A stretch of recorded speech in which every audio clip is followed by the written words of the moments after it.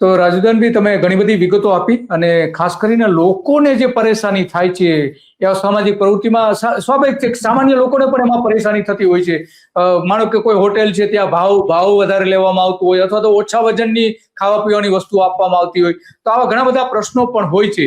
તો ત્યાં જે બીજો એક પ્રશ્ન એ છે કે આ જે ખાવા પીવાની વસ્તુઓ છે એમાં કેમ ભાવ કે લૂંટ વધારે ચાલવામાં આવે છતાં પણ કેમ પગલા નથી લેવાતા ફૂડ એન્ડ ડ્રગ ડિપાર્ટમેન્ટ દ્વારા?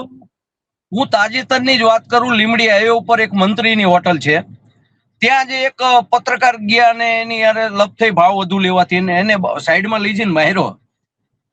એટલે એવું નથી, આ હોટલ વાળા જે કઈક છે એની પાછળ રાજકીય વ્યક્તિઓ મોટા હોય છે, ગુંડાઓ હોય છે, અને તે ભાવ વધુ લે અને નાના માણસો હોય કે ફેમિલી હોય કે એને એની સામે સામનો કરવાની એની શક્તિ નથી, કારણ કે એની સાથે કોઈ તંત્ર મદદ જતું નથી પોલીસ જતી કે નથી કોઈ જતું. એટલે આ પ્રવૃત્તિઓ તો જે લાયસન્સો ધરાવે છે એ કરી રહ્યા છે ભાવ વધારાની નામ. તો ત્યારે વહીવટી તંત્ર ક્યાં જાય છે?